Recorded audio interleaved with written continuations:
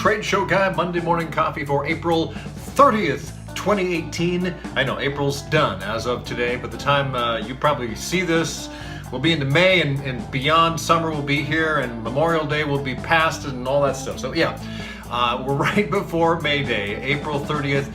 And the Trade Show Guy Monday Morning Coffee is always a fun thing to do and get together, and I appreciate you when you take a chance and either watch the video or download the audio on your iTunes, your Apple Podcast, whatever you do. It's on SoundCloud. However you listen to it, I really appreciate it, whether it's audio or not.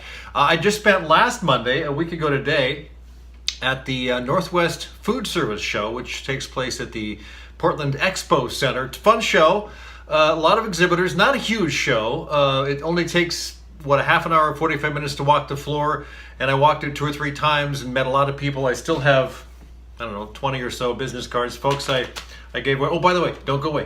Hang on, I'll be right back.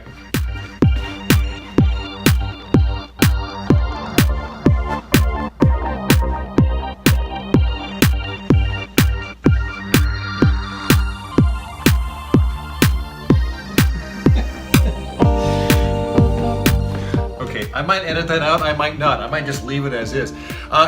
Seriously, 2 minutes before I was ready to leave the house last Monday and head up to the Northwest Food Service Show, guy knocks on my door. Knock, knock, knock. It's UPS. They've got 3 big boxes of my new book, which is Trade Show Superheroes and Exhibiting Zombies. So I grabbed 3 of them, I took them up, and 3 people at that show were the first people to get the official copy of the book. I had a little conversation with them, talked to them a little bit. They asked what I did, and I told them what I did, and it turned out that they would have benefited from this, so hopefully they do. Anyway, that was a lot of fun. So the book is out. It's on Amazon. The official release day is tomorrow, May 1st, but it's there. It's on Amazon. Just look for Trade Show Superheroes. You'll find it. If you subscribe to my newsletter, you'll get all that information as well in the newsletter.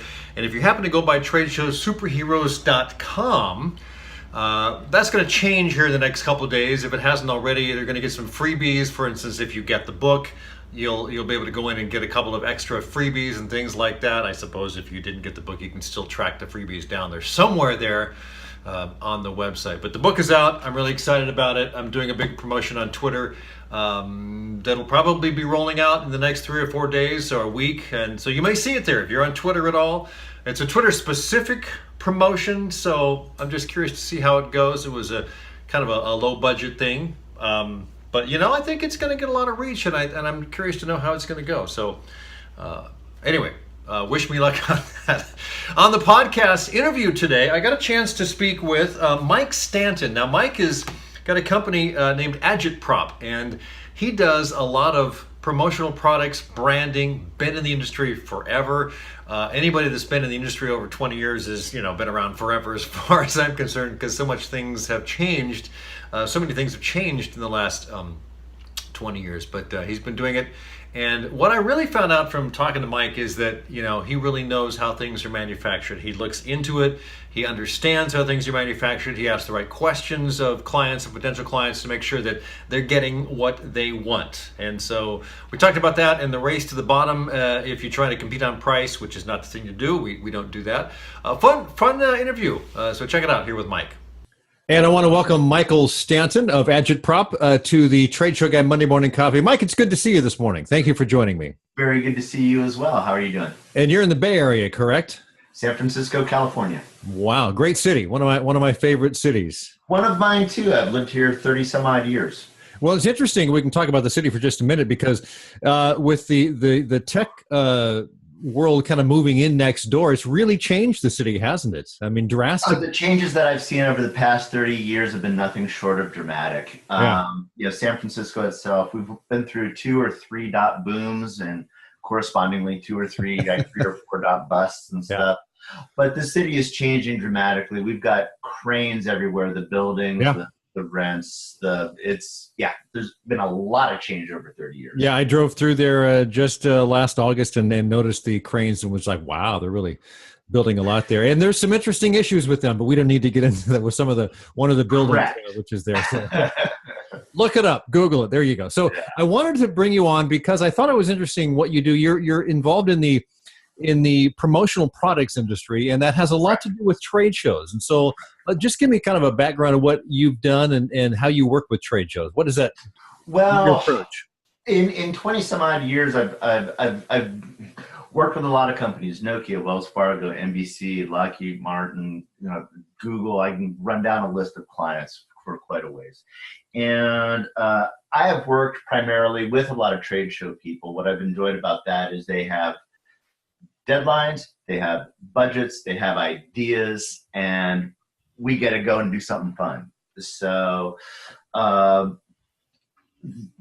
the way that I've worked with them in the past, there's really a couple different ways.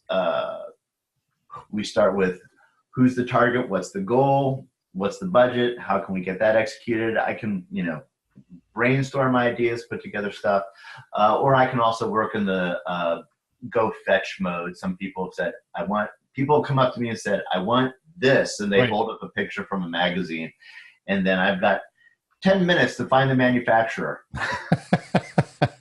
Well, we're all put in that position. Your clients want something and you jump because you want to serve them. And I understand Absolutely. that. So promotional products, I mean, there's such a wide range and they keep changing. I have worked up here in Salem with a woman that is in a networking club of mine. And I've done just a couple of small things. I've had this branded shirt, for instance, is something that she's gotten for me. And we also did some branded tumblers. Tumblers are very popular. So I gave away like a couple dozen of them around Christmas last year to some clients and good friends. So those types of things. So when people come to you, are they looking for something specific, or they just sometimes they're looking for ideas? Where do you find all those ideas? Because there's I'll tell you what, one of the most difficult things about this industry is it's really a commodity industry. Yeah. I mean, you can go online right now and type in custom hot sauce and find somebody to put your face on a bottle of hot sauce in 10, 15 minutes. Yep. So that part of it's really difficult. But what makes it interesting, I mean, one thing I can tell you is I will never win the race to the bottom. Right. Someone I agree with you. Yep, there's someone in China. You can order it through Branders or or Office Depot or Office Max, whatever it is right now. But what makes it different is knowing what's going on. Knowing how things are manufactured is really important. For example, one of my clients, I was working with an advertising agency. Part of their logo was an exclamation point that was made up of a lot of parallel lines, and it was kind of an intricate parallel. Anyway, he wanted that embroidered on a baseball hat. Well, in a 6-panel baseball hat, there's a seam right down the center, which is exactly where they wanted the exclamation point. Plus, you have all these parallel lines, which are going to end up being really thin, which is going to be really difficult. I said, we have a problem here. This is not going to embroider well. He's like, that's kind of what I thought. I said, but we could do a 5-panel trucker hat and screen print it. No seam, the screen print's going to get the parallel lines perfect, and boom, you have the desired result.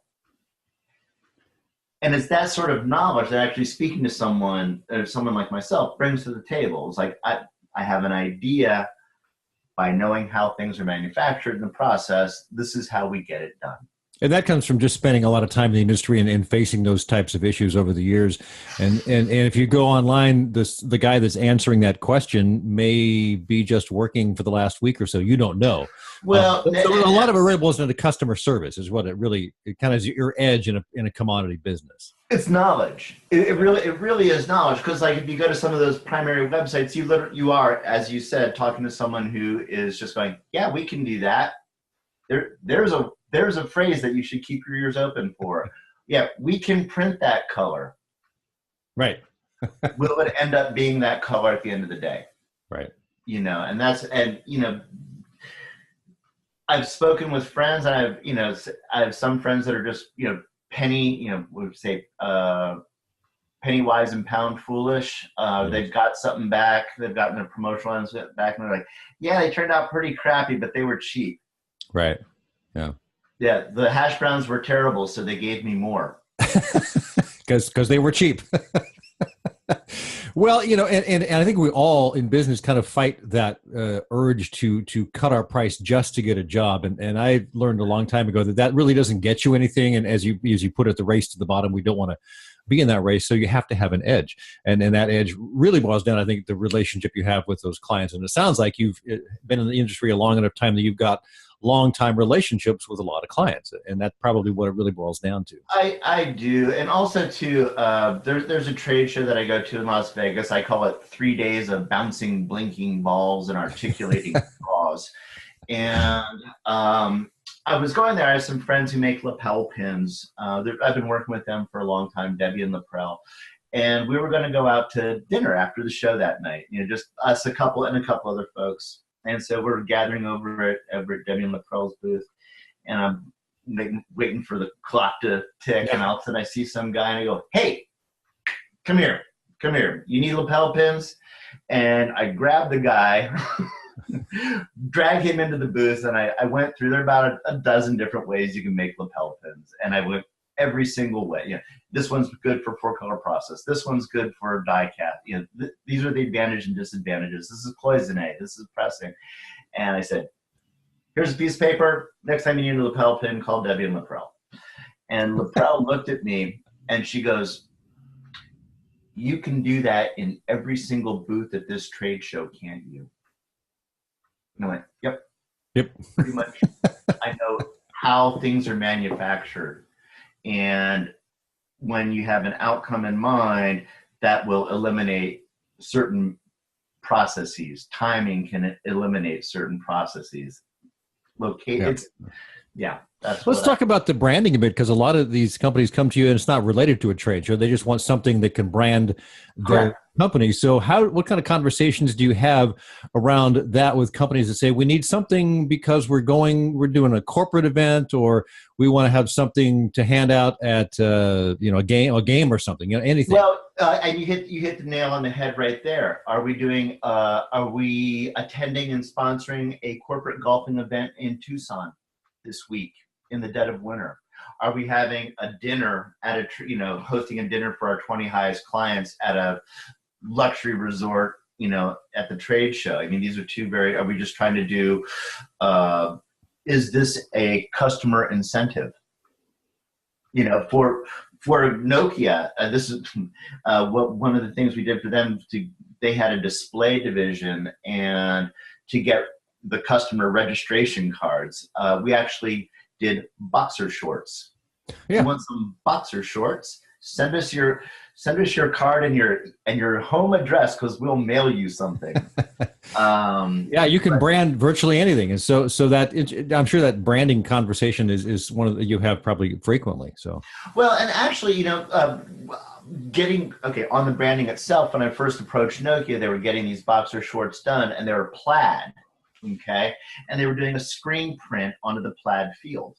And so I said to my client, who was not my client yet, I said, what we can do is we can do a woven label, okay, like in the back of your shirt. Yeah. Okay, and then sew that on the belly.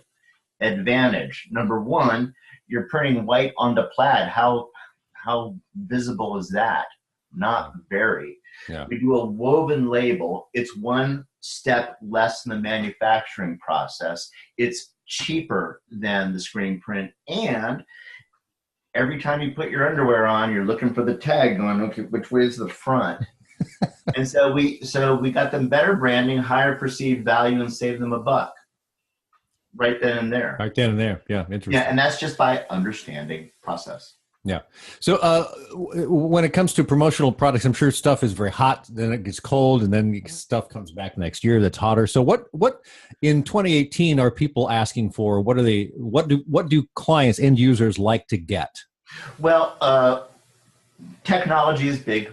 Sure. Yep. Okay. And one of the things I've done over the last few months, I've done a fair amount of Bluetooth speakers. I bet. Yeah. I see a lot of those. Yeah. And you're although I have not done them, you're going to start seeing more of the wireless charging stations. We were doing the power banks last year and the year before, and now we're going wireless with that. One of the things there's certain things that you actually do get what you pay for.